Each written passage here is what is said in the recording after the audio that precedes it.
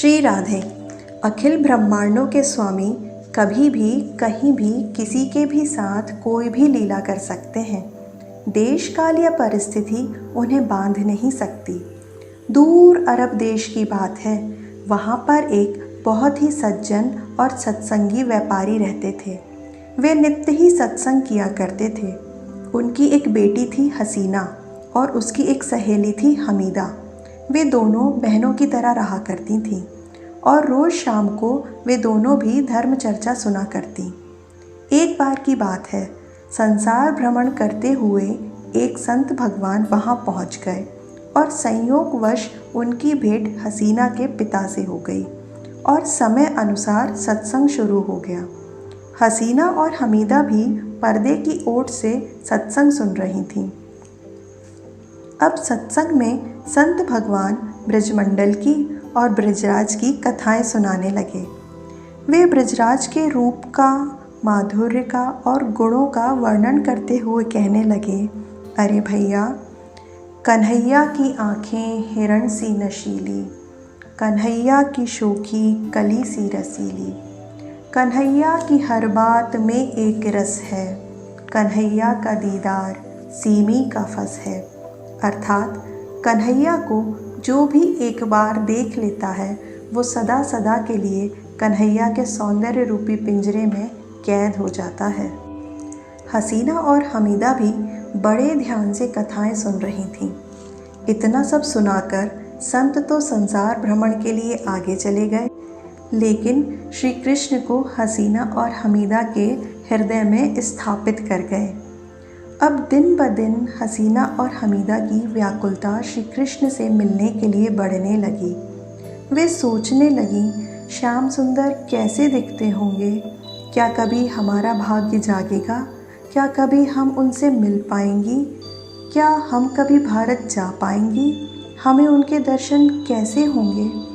वे मन ही मन श्याम सुंदर से कहती, हे प्रियतम, हम दूर देश की रहने वाली तुमको कैसे पाएं, कौन सुने इस दुखिया दिल की, किसको व्यथा सुनाएं।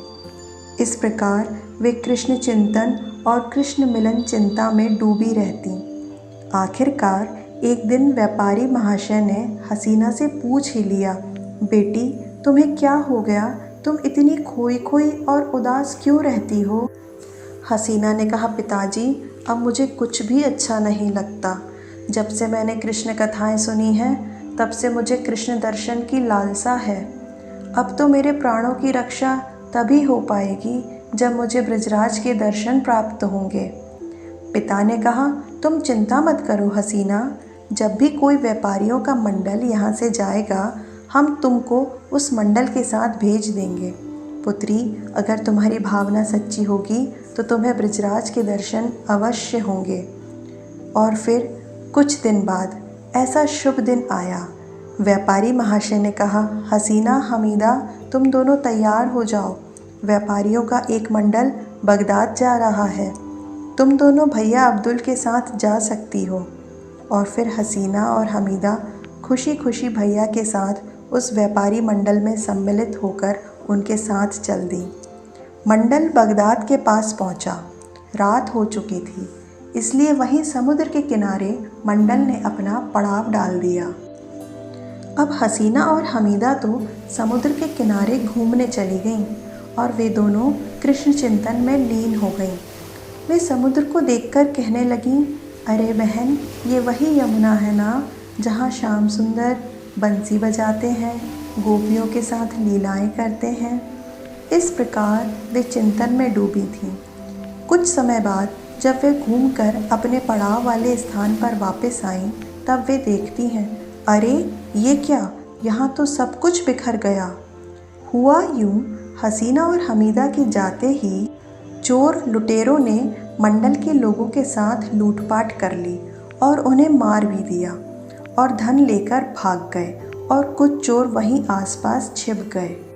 और हसीना और हमीदा को देखकर छिपे हुए चोर सामने आ गए और हसीना हमीदा के द्वारा धन उपार्जन की बुरी भावना से उन चोरों ने हसीना और हमीदा को गिरफ्तार कर लिया और अपने साथ ज़बरदस्ती बगदाद ले गए।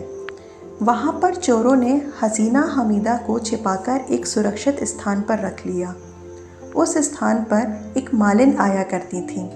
हसीना ने मालिन से कहा, मालिनमा मालिनमा, आप हमारा एक काम करोगी? मालिन ने कहा, बोलो बेटी, मैं तुम्हारा काम ज़रूर करूँगी। हसीना ने कहा, मालिनमा, आप हमारा संदेश बेगम साहिबा को दे दें और हमारा सारा हाल उनको बता दें। मालिन ने हसीना हमीदा का संदेश बेगम साहिबा को दे दिया और सारा हाल भी बता दिया। बेगम साहिबा ने मालिन से कहा, तुम उन दोनों को हमारे पास ले आओ। हसीना हमीदा मालिन के साथ बेगम साहिबा के पास चली गईं। हसीना हमीदा को देखकर बेगम साहिबा का हृदय पिघल गया।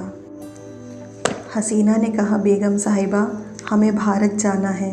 बेगम साहिबा ने कहा, तुम चिंता मत करो, हम तुम दोनों को भारत भेज देंगे।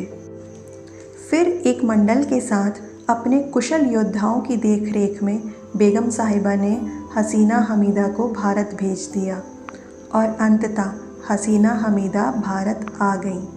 अब वे दोनों धीरे धीरे ब्रिजमंडल के समीप आती जा रही थीं और वे ब्रिजमंडल पहुंच गईं।